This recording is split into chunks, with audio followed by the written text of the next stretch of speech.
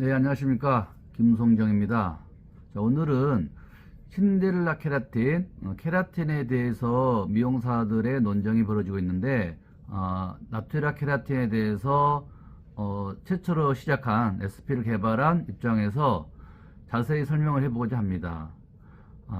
지금 나투라 케라틴을 사용해서 복구를 한다, 모발은 복구가 되지 않는다, 왜 복구란 말을 써야 되는가, 이렇게 말들이 많습니다. 저는 단어 선택하는 거는 그 미용사들의 그 미용실의 고유 권한이지, 복구를 쓴다 그래서 모든 손님들이, 미용사들이 원상태로 돌아간다 생각하지 않을 것입니다. 모발도 3도 화상 있고 2도 화상 있고 1도 화상 있는 것처럼 머리가 탔을 때, 꺾였을 때 3도 화상 정도는 2도 화상까지 이제 회복이 되는 거고요. 복구가 되는 거고요. 2도 화상은 1도 화상까지, 1도 화상은 염색을 한두 번 한 정도까지, 아니면 염색을 서너 번 한 정도까지 회복이 될 수가 있습니다. 근데 케라틴을 왜 숨기는가, 왜 숨겨서 쓰느냐, 이렇게 말씀하시는데, 숨길 이유가 없습니다. 왜 그 비싼 제품을 쓰면서 모발에 복구를 하는데 케라틴을 숨겨야 됩니까? 떳떳하게 이 제품을 사용해서 손상된 모발이 훨씬 사회생활 할 수 있게끔 머리를 당장 잘라내지 않아도 될 만큼 회복이 된 거에 대해서 이 제품을 쓰는데 굳이 숨길 필요가 하나도 없다고 저는 생각합니다. 복구 매직 레시피에도 다양한 레시피가 있습니다. 복구에도 손상된 모발에서 컬을 만드는 거는 우리가 복구 펌이라 하는 거고요. 복구 펌 중에서도 복구 매직이 있는데, 손상된 모발을 매끄럽게 펴는 겁니다. 환원을 해서 펴게 되면 복구 매직 펌이 되는 거고, 펌젤 쓰지 않고 케라틴을 쓰게 되면 복구 클리닉으로 펴는 겁니다. 그리고 환원을 하고, 그러니까 곱슬머리를 펴고 손상된 부분은 클리닉을 하는 거를 복구 매직 클리닉이라고 하게 되는 거고요. 그 다음 웨이브를 했거나 일반 펌을 했거나 볼륨 매직 했거나 스트레이트를 했는데 머릿결이 좀 부시시한 경우들이 있어요. 그런 경우들은 복구 클리닝 하게 되면 웨이브가 풀리지 않게 볼륨 매직 스타일이 훨씬 더 매끄럽게, 곱슬머리에서 매직을 했을 때 거친 감이 있는데, 그런 것도 복구 클리닝을 하게 되면, 매직기를 이용해서 복구 클리닝 하게 되면 머릿결이 상당히 개선이 됩니다. 그런 거를 복구 매직, 복구 클리닉, 복구 매직 클리닉이라고 하는데, 그 복구 매직 용어를 쓴다고 해서 문제될 것은 저는 없다고 생각합니다. 복구 매직 교육비에 대해서 설명을 해보고자 합니다. 미용사분께서 복구 매직 교육비가 비싸다라고 말씀하신 분도 계시는데, 저는 과연 그 교육비가 비싼가 라는 질문에 전혀 그렇지 않다라고 생각을 합니다. 왜냐하면 일반 클리닉에 10배 이상의 효과가 있다고 생각합니다. 그렇기 때문에 케라틴 복구 시술이 그 가치에 비하면 교육비가 상당히 저렴하다고 생각을 합니다. 그리고 교육비가 비싸다면 교육을 받지 않고 미용실에서 그 메뉴를 포기하시면 됩니다. 다른 미용실에서 복구 시술로 열심히 홍보를 해서 잘 되고 있는 것을 보시면 미용사들이 나도 복구 매직을 해야 되나, 이런 생각을 하기도 하는데, 그건 선택입니다. 교육비가 비싸면 스스로 연구를 해서, 연구 개발해서 나만의 메뉴를 만들면 됩니다. 그렇기 때문에 복구 매직 교육비가 비싸다, 비싸지 않다, 이거는 자신이 선택을 해서 교육을 받고 그 가치를 인정하면 배우시는 거고, 그 가치를 인정하지 않으면 배우지 않으시면 됩니다.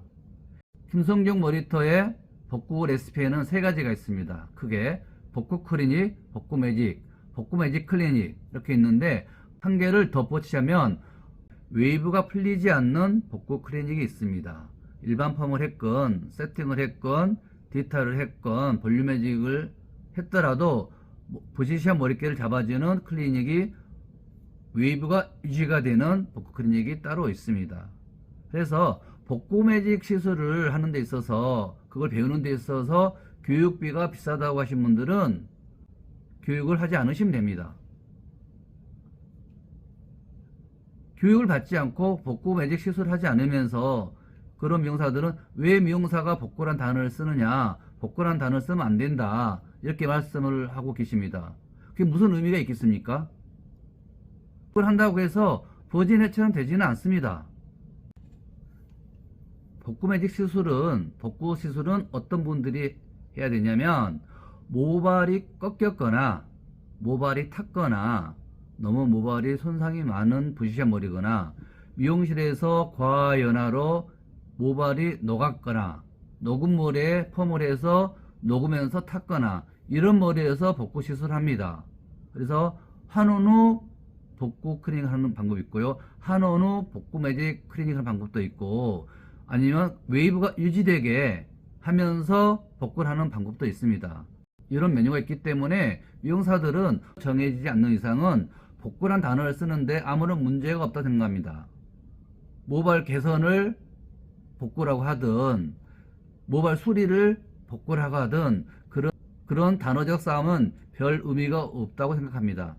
다만 모발 시술해서 얼마나 복구를 해서 모발의 만족도가 높은가, 유지력이 높은가, 유지력이 긴가, 이걸 따지는 게 급선무지 복구란 단어를 쓰니만이 이거는 별 의미가 없는 논쟁이라고 생각합니다. 다음번 파마 시술이 가능한가 안 한가에 대해서 미용사들 의견이 분분합니다. 자, 나트리아 케라틴 시술을 하고 다음번 시술이 불가능하다고 한 사람들은 나트리아 케라틴 시술의 방법이 잘못되었습니다. 그걸 먼저 바로 잡아야지, 내가 나트리아 케라틴 했을 때 다음번 화학시술 안 된다 이렇게 전체적으로 매도하시면 안 됩니다. 본인이 안 된다고 해서 모든 미용사가 안 되는 것은 아니기 때문이죠.